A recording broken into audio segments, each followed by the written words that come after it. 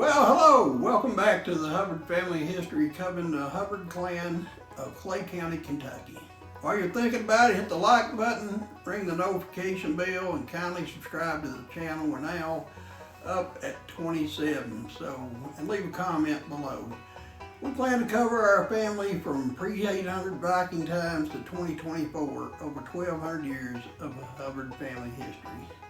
We've now covered over 1,100 years of Hubbard family history, and there are still a lot of things to talk about. Indeed, I apologize for the length of this week's video. I promise to try to keep them shorter in the future. This week's video covers more of the branches of the Hubbard family on Papa Hubbard's side of the family. This week's format will be a little different, as presenting the ever-branching tree as it spreads out. So we've got lots more to cover. So I pre-recorded a video showing 3 more full generations, taking us back to to my generation, 7th great grandparents. So we'll see what that looks like. If you look up it, I have no information about her father or mother at this point. So this week we found a whole lot more in the last week. Seemed like every day things keep popping up. So I want to continue on with the 5th great grandparents. Benjamin Hubbard, of course, our 4th great grandfather. His father was Thomas Hubbard. We've talked about him. He was married to Frances Hollingsworth. We have no information on her parents. Sarah May, our 4th great grandmother, we didn't have any further information on her parents, so unfortunately that's as far as that line can go. Peter Everso, we had again nothing further, so nothing more we could have at this point. But now Margaret Mays, our 4th great grandmother, we have her father, Jacob Mays, born in 1778, Pennsylvania County, Virginia, and died March 1862 in Tennessee. And you see these little leaves, that means there's more information available. So a lot of it's just records that repeat what this data shows. Some of it's like census reports and so forth. Margaret May's mother was Sarah Smith, and you see with the down arrow we'll have more about her. William Smith, we don't know our 4th great grandfather. We don't have his father, but his mother was Mary Ann Webb. She was born in October 18th, 1740 in Essex County, Virginia, and died in 20th of November 1827 in Granville, North Carolina. Going on to Nettie Easton from last week, our 4th great grandmother. Her father was Charles R. Easton. Charles Russ Easton, born 27th of February 1743 in Prince George, Virginia, died in March the 12th, 1822 in Granville, North Carolina. And I apologize for going through these so quick, but they're just a lot to cover. Nettie Easton's mother was Elizabeth Jeffries. Her birthday was June 20th, 1742, and she died on Christmas Day, December 25th, 1782 in Granville, North Carolina. William Luster, you remember him from last week, our 4th great grandfather.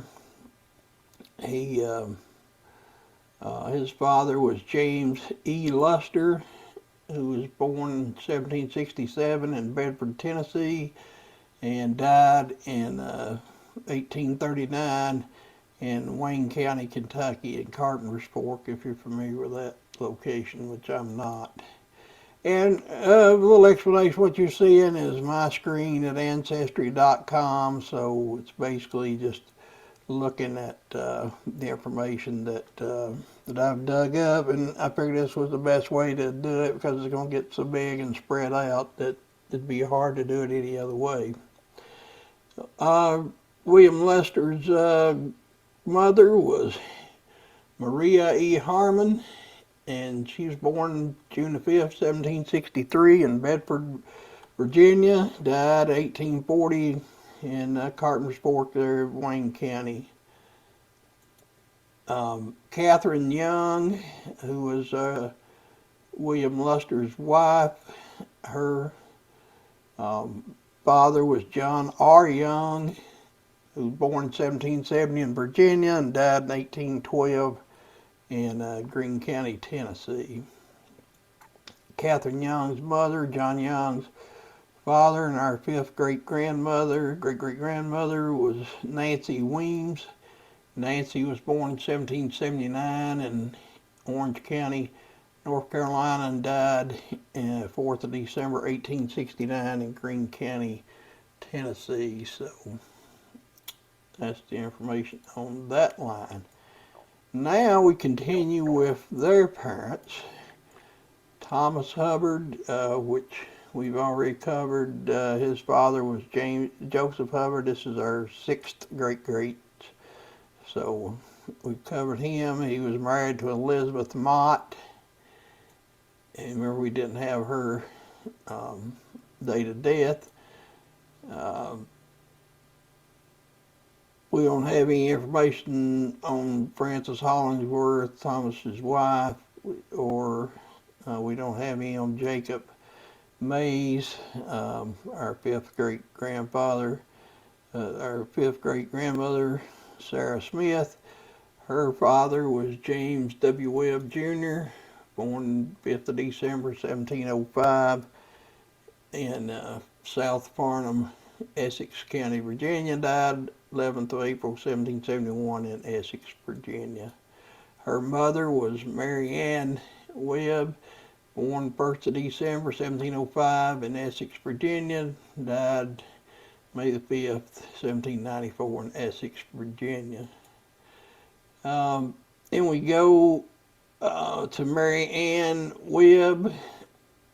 Well, that was Mary Ann Webb there. Charles R. Eaton, her fifth great-great-grandfather. His father was Colonel William Eaton, who was born in 1690 in Bristol Parish, Prince George, Virginia, and died in 1759 in Granville, North Carolina. So looks like a bunch of our relatives made it to North Carolina.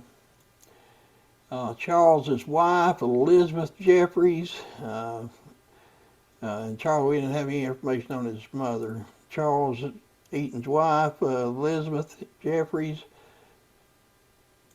that's just who we just, her father was Lieutenant Colonel Osborne Jeffries, born in 1715 in Virginia, died 3rd of December 1793 in Franklin County, North Carolina.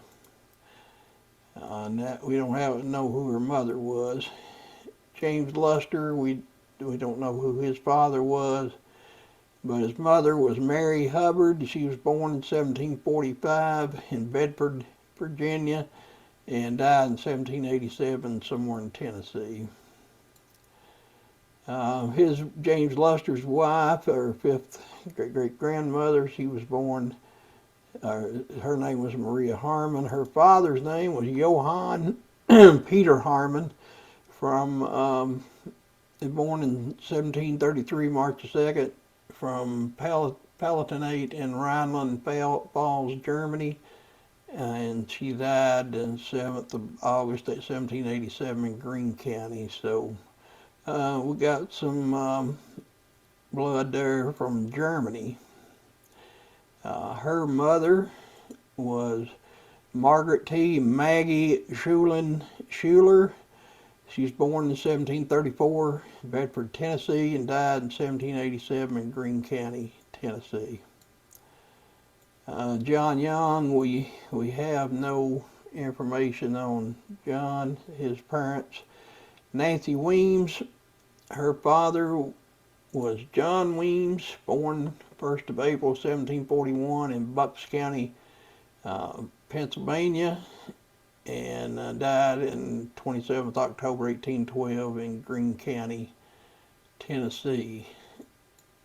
And his wife was Catherine Weems, Catherine Kitty Weems, born April of 1748 in Dermensheim, Rostetter, Landkreis, Baden-Württemberg, Germany, and she died in 1830 in Greene County, Tennessee. So that's the information we have on our 6th great-great-grandparents. So now we go on to the 7th level. Joseph Hubbard, of course, his father was Thomas Hubbard, who we covered in weeks before. His mother and his wife was Mary Hubbard, mother of Joseph there.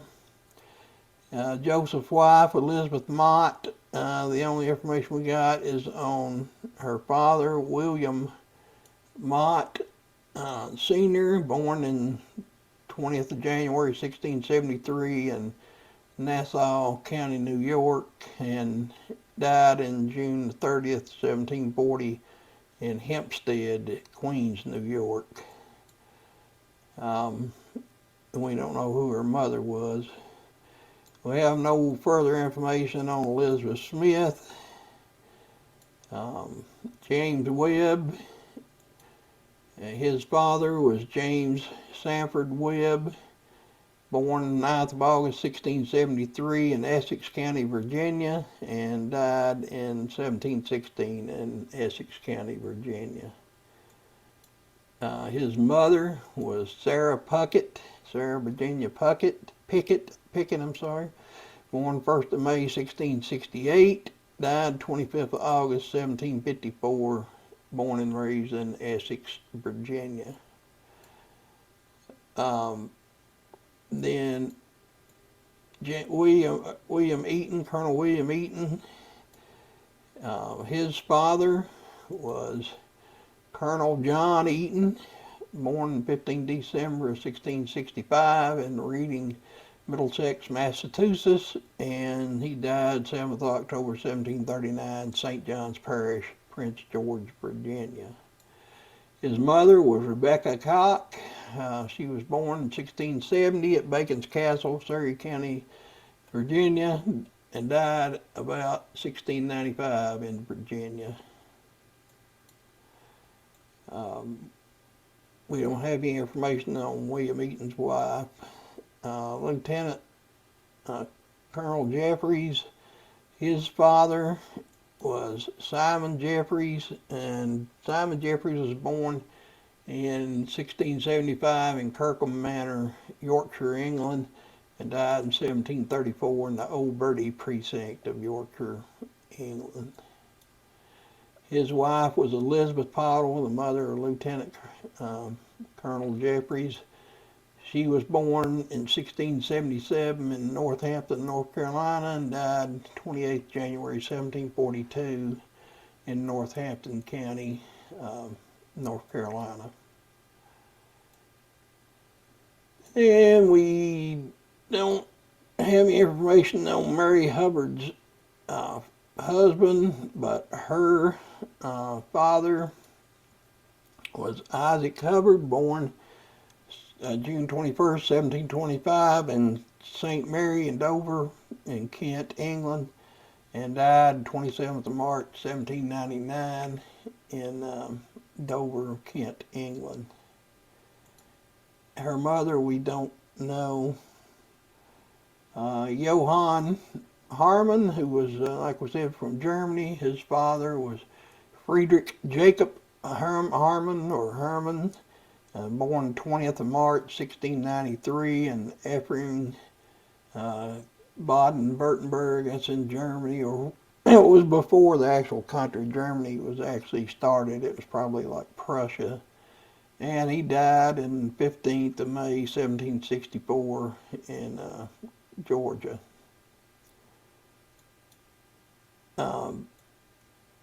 Then we have Margaret Schulin, his wife. We don't have any information on her parents, and we don't have any information on who Johann Harman's mother was. Then we go over to John Weems Sr. And his father was John Weems, a captain in the British Army, but you can tell there he died 1771, 30th April, so died before the Revolutionary War. Born 20th October 1709 in Weymouth, Fifeshire, Scotland. So now we have English blood, Scottish blood, and some German blood. And his wife was Isabella Scott, and she was born in 1712 in the Bucks in the British colony of Pennsylvania. She died in 1771 in Middleton, Bucks County, Pennsylvania. And then we go to John Weems Sr.'s wife, Catherine Weems, and her father was Johann Michael Tingler, okay, strange name, born 10th of July 1725 in Dornstetten, Freudenstadt, Baden-Württemberg, Germany, and died 28th of December 1785 in Northampton County, Pennsylvania, here in the United States. Her mother, excuse me, was Maria Magdalena Gärtner Dingler. She born in 15 September 1728, born in Dagersheim, Rastatt, Baden-Württemberg, Germany, and died in the United States in September 1782 in Northampton, Pennsylvania. So that's a real quick run through of 3 generations more, so it puts us up to our 7th great-great-grandparents. Unfortunately, this week, probably not going to get to any of grandmother's family. Maybe in another week or two, but like I say, over the last week, every time I open this up, it seems like there's more information that it gathers as it searches through other people's databases and so forth, and tracks down more and more. So like I say, you can take these videos, they're permanent. There should be a permanent recording of all this family, and you can look and write down what you want or whatever. But that's probably going to cover about as much as we can this week. Okay, I'm excited for the sponsor this week. I don't know much about them, so we'll kind of learn together here. So if you'd just kind of watch them, give them your support. Do you hate taking tests? Do they fill you with anxiety? Well, we've got a solution for you. Our test takers will take tests for you. Using deepfake technology, we will have our professional test takers take your tests. We cover all major college courses, professional exams such as doctor, lawyer, engineer, and plumber. We are excited to now offer medical tests. Our pros will go in your place and have medical testing done in your name. Worried about that A1C number? We got you covered. Let us be a better you, so you can be the best you. Test takers, not available in all areas. Live life today. Well, hopefully you discovered some new and interesting information in this week's video, and I hope you share it with others. Next week, good Lord willing, we plan to continue covering some of the branches that came together to create the Hubbard family that we know today, and I'll strive to start covering the other half, Mount Alina Gray's side, in the coming weeks. So please stay tuned for that in the next few weeks, good Lord willing. Till then, dear friends, share us on Facebook. Stay safe, stay well, but whatever else you do, stay Hubbard. Peace out.